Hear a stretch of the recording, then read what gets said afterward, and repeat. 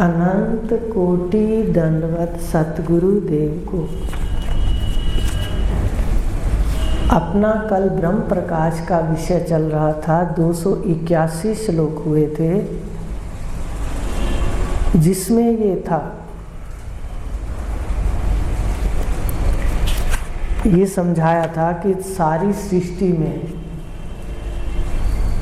सबको जानने वाला जो ज्ञाता है वो कहीं एक स्थान पर नहीं है कि सारा ब्रह्मांड अलग है और वो कहीं अलग बैठकर उसका ज्ञाता है। इसके लिए आपको बताया था कि देव नारायण सबकी जाने सब जाने ना भगवंत। तो सब का अर्थ था सर्व, और सर्व माने ब्रह्मांड, सर्व माने माया का कार्य, और उस हर माया के कण कण के साथ, कार्य के साथ ज्ञाता है, इसलिए उसको सर्वज्ञ कहा है। इसलिए आपको 3 शब्द बताए थे कि सर्वज्ञ कण कण के साथ ही ज्ञाता है, सर्वज्ञ, इसलिए सर्वज्ञ कहा।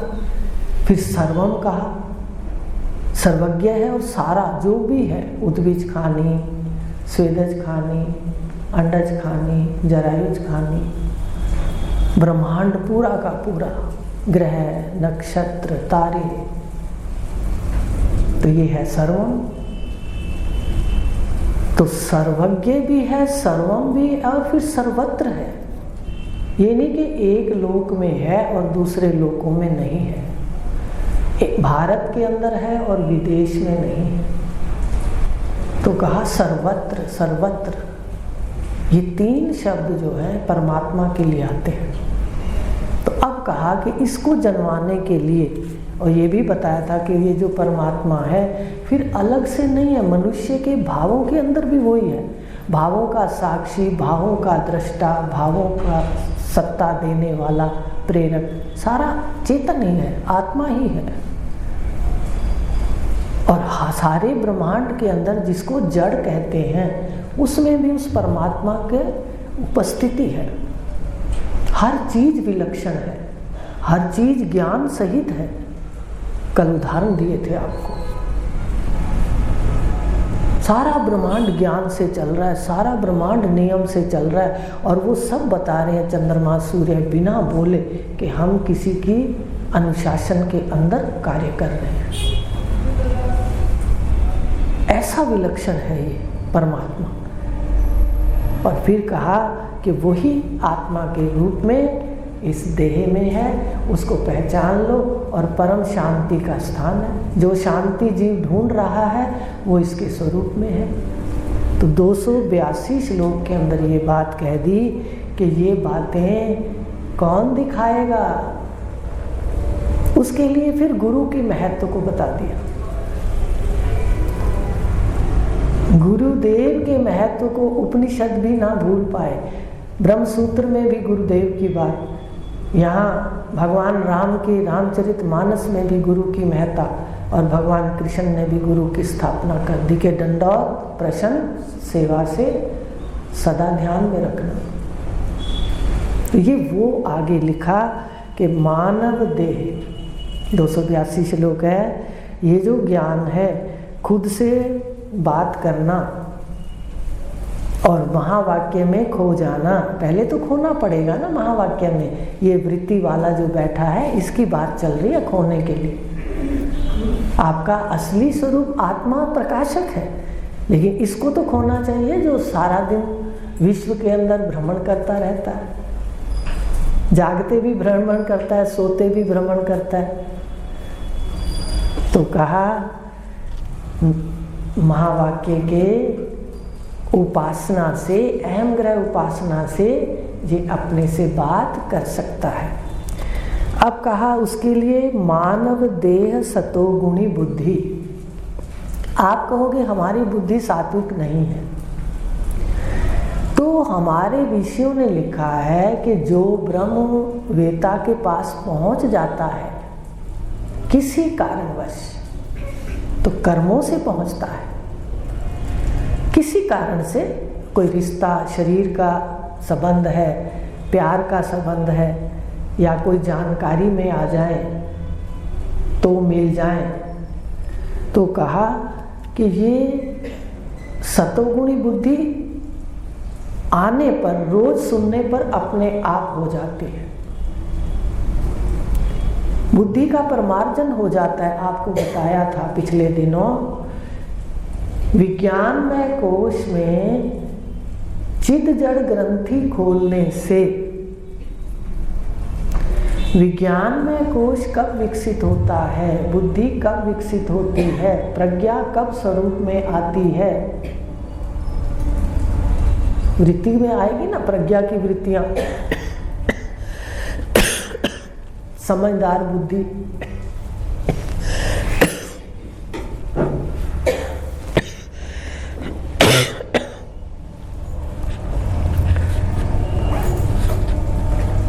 तो कहा कि ये सुनकर के चिद जड़ ग्रंथि, ये जो आत्मज्ञान है, इसमें चिद जड़ ग्रंथि खोलने से और महावाक्य का शोधन गुरुदेव से अध्ययन करने से ये बुद्धि विकसित होती है। बुद्धि सतोगुणी होती है।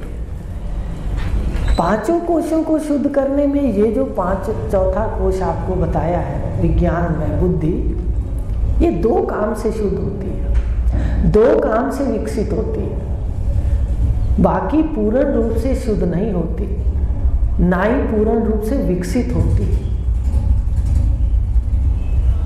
बाकी जितनी भी साधना है हमारी, वो यहाँ आकर के हमें छोड़ देती है। जितना भी कर्म उपासना है, वो अपने को ये ब्रह्मांड का जो सत्य है उसको नहीं देखने देती। बस वो ये है कि वहाँ से मिलेगा आनंद, वहाँ से मिलेगा। लेकिन सतोगुणी बुद्धि श्रवण से चिद जड़ ग्रंथि यह और मैं को अलग अलग करने से छूटे। चिद जड़ ग्रंथि क्या है? यह है और मैं, बस। तो मानव देह होनी चाहिए, बुद्धि सात्विक हो, और फिर मानव देह भी है, बुद्धि सात्विक भी है। हम शांति में रहते हैं, ज़्यादा किसी से आपस में भिड़ंत नहीं करते हैं, तो भी जरूरी नहीं कि वो अपने स्वरूप में बैठे। शांति वाले कितने लोग देखे हैं, पूजा पाठ करते हैं, शांत भी रहते हैं, पर तत्वज्ञ का साथ नहीं है तो हम इस महावाक्य के उसमें खो नहीं सकते और स्वरूप में बैठ नहीं सकते। तत्वमसि में खो नहीं सकते, श्रवण से खोएंगे, डूब जाएंगे उसके अंदर और फिर स्वरूप में स्थित नहीं हो सकते। तो ये बातें तीन होनी चाहिए, मानव देह, सतोगुणी बुद्धि और तत्व ज्ञानी का साथ।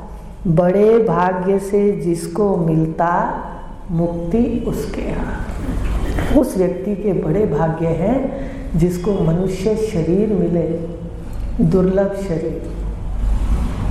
बाकी शरीर वासनाओं के लिए है, भोग के लिए है। ये शरीर सत्य को निरावरण करने के लिए है, उसके लिए कर्म शुभ होने चाहिए।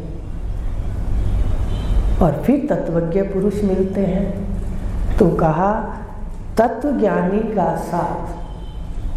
तो आपसे कहती हूँ तीनों चीजें हमारे पास हैं। बुद्धि भी सतोगुणी है, हम बात समझ रहे हैं। तत्व ज्ञानी भी मिल गए, रोज श्रवण करवा रहे हैं। मनुष्य शरीर भी है। तो इसके लिए हम इसको अच्छी तरह से ज्ञान को हृदय में धारण करके अपने मुक्त स्वरूप, आगे है ना मुक्ति उसके हाथ, तो जीव स्वभाव से ही मुक्त है। मुक्त को मुक्ति मिल जाएगी।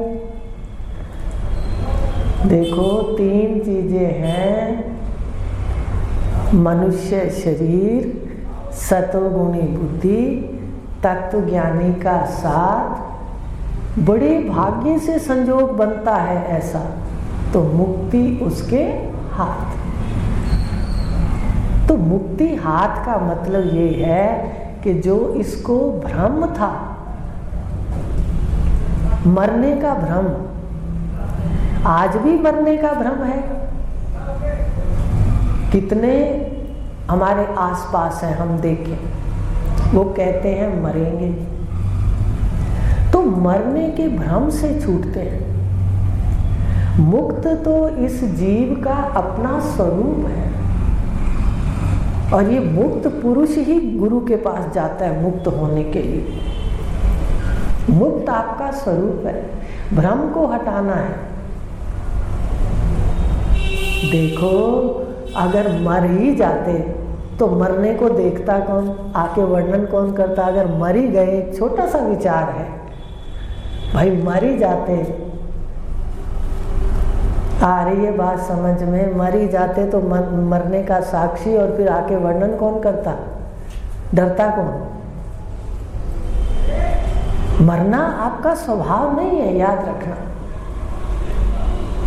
आपका स्वभाव है सत्य, आपका स्वभाव है चिद, आपका स्वभाव है अनंत, माने स्वरूप है। एक मिर्च अपना स्वभाव नहीं छोड़ती ब्रह्मांड के अंदर, उसके स्वभाव को हम अलग नहीं कर सकते। ध्यान से सुनो, मरने का बड़ा भय है लोगों को, लेकिन तत्वज्ञ पुरुष की शरण में मृत्यु का भय धीरे धीरे खत्म हो जाता है। अगर मिर्च से उसका स्वभाव अलग नहीं कर सकते, हम आम से उसका स्वभाव अलग नहीं कर सकते,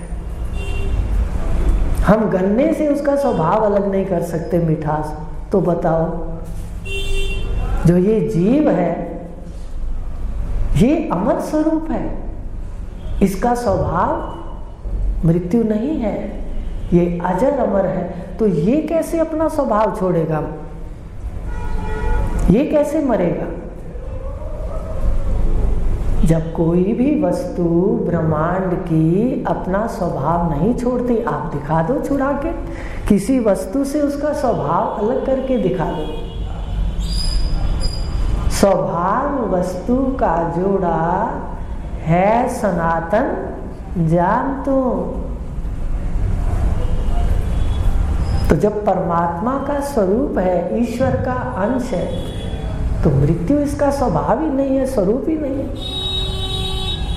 तो एक सांसारी वस्तुएं ही अपना स्वभाव नहीं छोड़ती, उसको भिन्न नहीं किया जा सकता।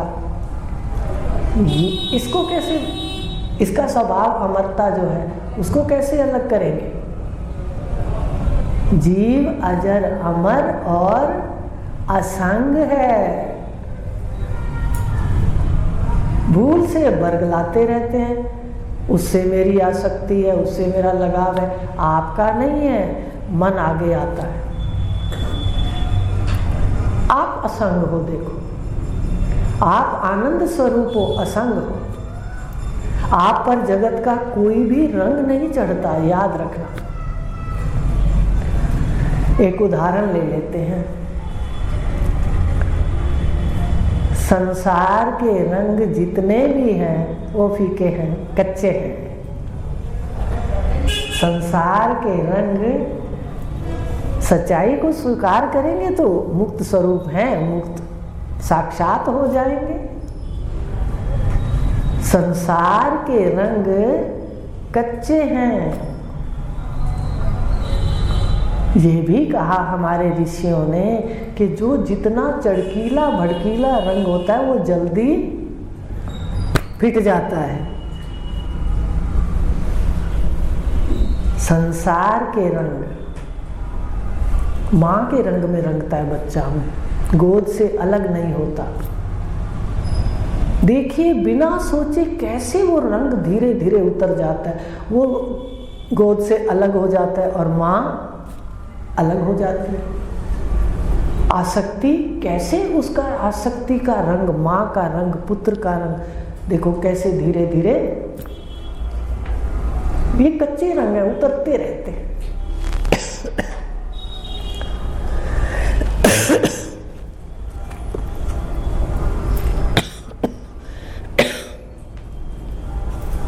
सदा असंग हो। एक रंग आया माँ का चला गया, बताओ कहाँ चिपका है आपसे। फिर सहेलियों का रंग आया, मित्रों का रंग आया, वो चढ़ गया। वो कब उतर गया, वो भी कच्चा रहा। हैं कच्चे रंग। आप कैसे असंग हो? क्या आपने उन रंगों को हटाया? सहज में सब हो रहा है। अपने आप को जान लो। कैसे सरकते जा रहे हैं, सब सरकते जा रहे हैं, सरकते जा रहे हैं। फिर हम और आगे कहने लग जाते हैं, अब पति पत्नी का रंग पक्का है। सारे रंग कच्चे हैं। जो ज्यादा चड़कीला भड़कीला होगा जल्दी फिटेगा, लिख लो आप। कोई ज्यादा शोर मचाता है वो रंग बहुत कच्चा होता है, ये जानकार समझता है। अब आया पति पत्नी का रंग, धीरे धीरे वो भी क्या है, जैसे कपड़े का रंग धीरे धीरे छूटता है, उतरता है, लेकिन जो चड़कीला भड़कीला होता है वो जल्दी फिट जाता है, याद रखना। ऐसा ही संसार में है। देखो जितने रंग हमने चढ़ाए, ध्यान से देखो, हम सदा असंग हैं। वो रंग कैसे आते गए और सरकते गए, आप अपनी असंगता को देख लो। जो मान लो बुजुर्गों ने शरीर छोड़ा, एक दिन अपने को लगा, दूसरे दिन कुछ लगा, 8 दिन कुछ लगा, 2 महीने के बाद अगर उस घर में चले जाएं तो ऐसा लगता ही नहीं कि कोई यहाँ पर भी रहता था।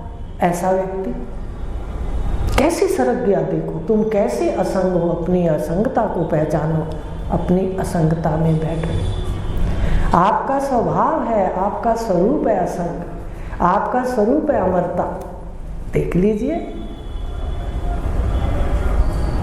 तो कहा कैसे संसार के रंग है, अब गुरु के परमार्थ का रंग है वो पक्का है।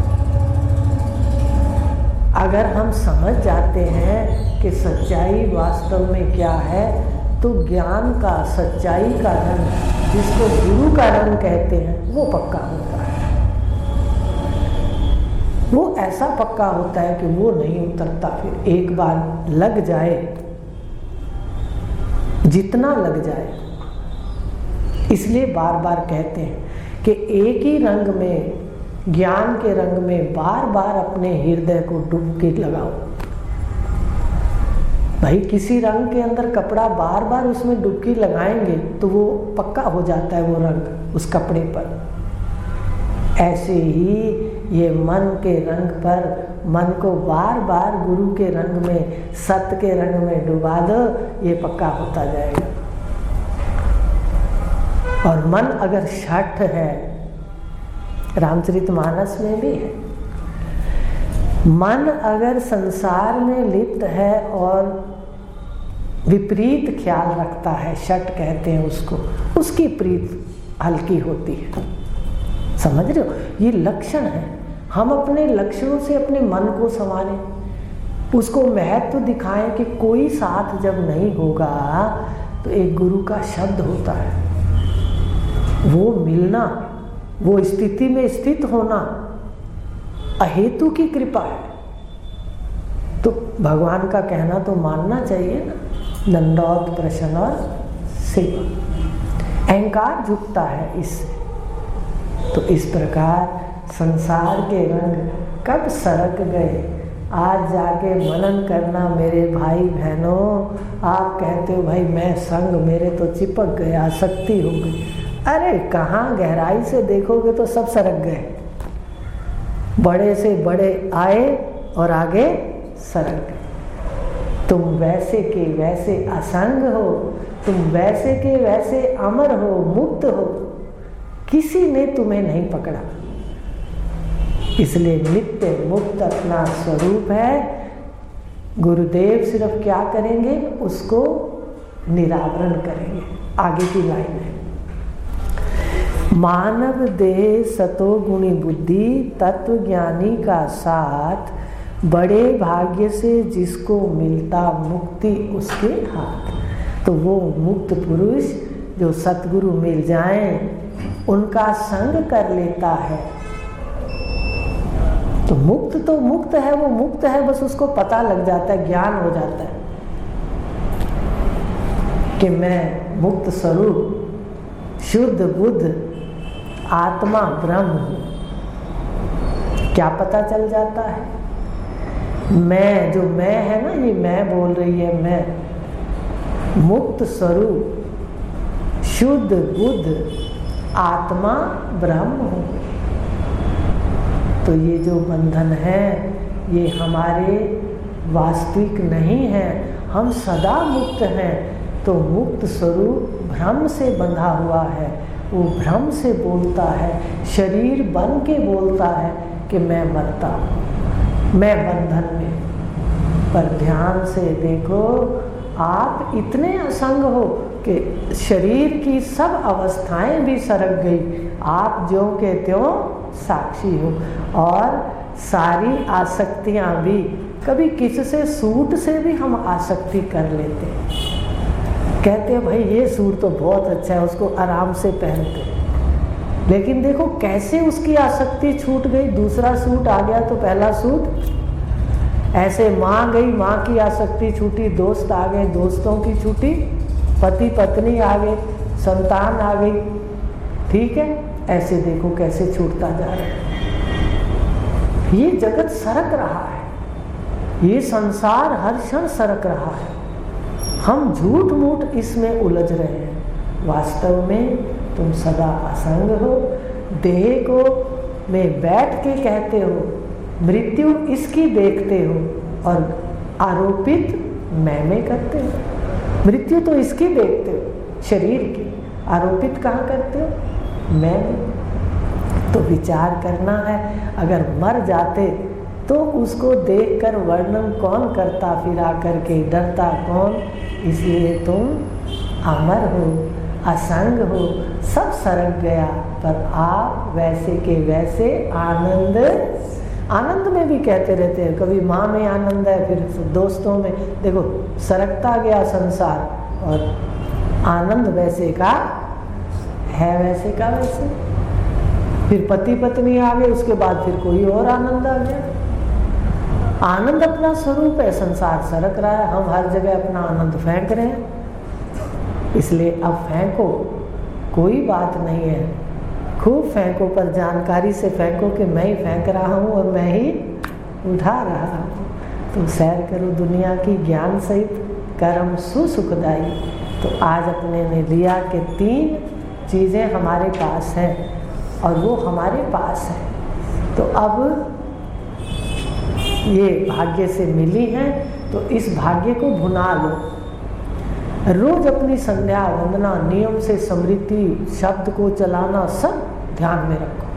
काम दुनिया का करो, काम नाटक में करो, याद सच्चाई को रखो, सत्य को याद रखो, सत्य अपना स्वरूप है।